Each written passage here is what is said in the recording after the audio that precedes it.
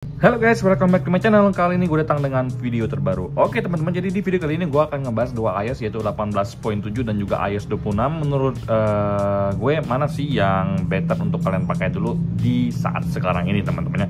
Jadi tanpa banyak basa-basi, kita langsung masuk ke video pembahasan kita berikut ini. Let's go. Oke guys, jadi kita akan mulai dari 18.7 yang ada di iPhone 12 mini gua ini teman-teman. Jadi untuk iPhone 12 mini gua ini itu bisa juga untuk dapetin update iOS 26. Tapi di sini memang gua mutusin untuk menggunakan iOS 18.7 aja, karena di sini gue pengen melihat dari antara iOS 26 dan iOS 18.7 ini enakan yang mana sih teman-temannya. Nah, jadi di sini guys, gue tuh pengen ngasih lihat ke kalian kalau misalkan iOS 26 pun sebenarnya available untuk iPhone 12 mini gua. Kalian bisa lihat sendiri di sini. Di sini tuh untuk iOS 26 ada di pilihannya paling bawah. Kalau misalkan kalian pengen upgrade, kalian tinggal klik iOS 26 di sini. Nah, kalau untuk besaran filenya tuh di angka 4,9 GB di di iPhone 12 mini gua ini teman-temannya. Nah, jadi kalau misalkan untuk iOS 18.7 sendiri ini, kalau untuk dari sisi pemakaian iOS dan sistem datanya, di sini kalian bisa lihat sendiri, menurut gua secara pribadi tetap normal aja teman-temannya, di angka 11,2 GB untuk iOS-nya, kemudian untuk sistem datanya di angka 9,3 GB. Kemudian kalau untuk dari sisi baterai, di sini gue bisa lihat ke kalian, liatin ke kalian teman-temannya. Kalau untuk sisi baterai sendiri, baterai health gua tuh tetap normal, tidak ada yang namanya mengalami penurunan, tetap di angka 87%. Kemudian di sini untuk sinyalnya aman jaya, karena memang di sini untuk sinyal gua udah daftar email permanen pas gua ke Singapura bulan Mei kemarin teman-temannya. Nah, di sini kalau misalkan kalian ajakin gua untuk cek Antutu benchmark, sebenarnya tidak ada perubahan yang signifikan, karena skornya masih tetap sama seperti yang dulu. Ada sedikit penurunan tapi tidak terlalu jauh teman-teman. Sayang di sini kemarin udah sempat gua delete, jadi gua lupa screenshot. Tapi kalau untuk skor Antutunya di sini ya nggak terlalu berbeda dengan di iOS sebelumnya teman-teman. 18.7 menurut gua cukup stabil sih untuk dari sisi performa.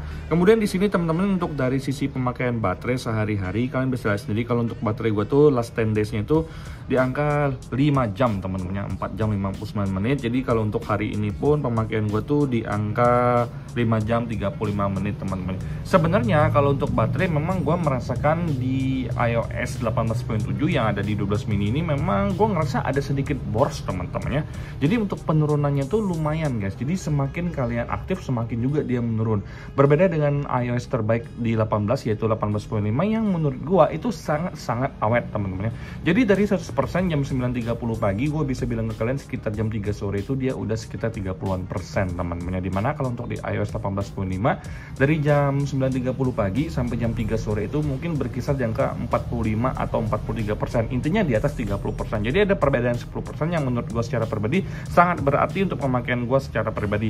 Sehari-hari kalau untuk iPhone 12 mini ini hanya dipakai untuk kerjaan, WhatsApp, telepon klien, buka Maps untuk ketemu sama klien, kemudian main game Clash Royale teman-teman. Sisanya gue pakai untuk buka Instagram, Threads, YouTube, dan juga ngedit-ngedit foto dan video di VN, CapCut, dan juga Canva. Jadi kalau untuk pemakaian gue sehari-hari, iPhone 12 mini ini sangat-sangat aktif teman-temannya. Nah, sekarang kita akan masuk ke iOS 26 teman-temannya.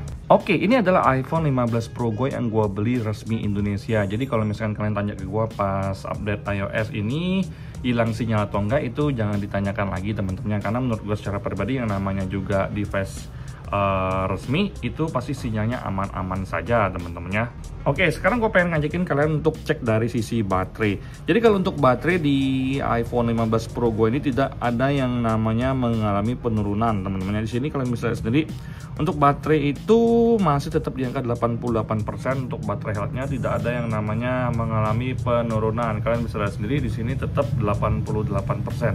Sinyal aman jaya teman-teman. Kemudian kalau misalkan untuk pemakaian baterai sehari-hari, kita akan langsung tunjukkan di sini.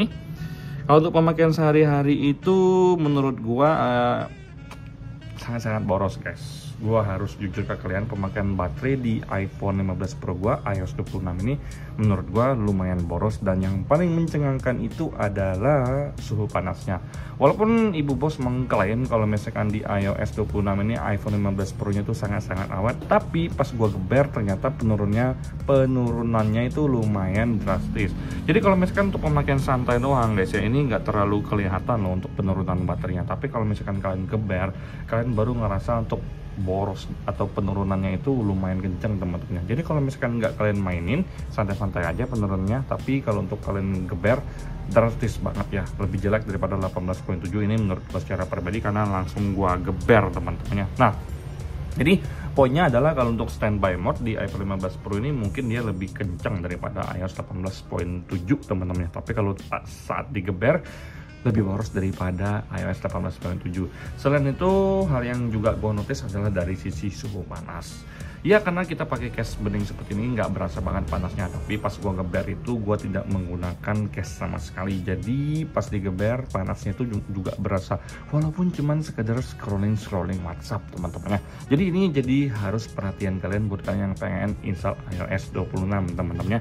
Kemudian kalau kalian tanya ke gue, kalau di iOS 26 itu apakah mengalami namanya bugs, nge-freeze atau apapun, untuk sekarang ini gue bisa konfirmasi ke kalian belum ada bugs atau hal-hal yang mengganggu di iOS 26 ini. Paling sesekali kita akan mengalami namanya force close teman-teman di Instagram, di Threads, kemudian pas lagi buka bank BCA atau mobile banking itu tiba-tiba dia suka force close sendiri. Jadi menurut gue ini nggak terlalu mengganggu karena belum sampai pada tahap yang Face ID-nya off, nggak ada, turutnya off, nggak ada, atau kameranya off, nggak ada teman-temannya. Nah, jadi di sini yang ingin gue share ke kalian itu dari video. Jadi gue pengen ngajakin kalian untuk ngelihat yang namanya transisi ini dari 0,5 kemudian ke 1 lancar teman-temannya, tidak ada yang namanya patah. Kemudian kedua juga lancar dan ketiga juga lancar. Jadi kalau dibalikan lagi semuanya lancar dan smooth. Tapi kalau di iPhone 16 gua kacau guys.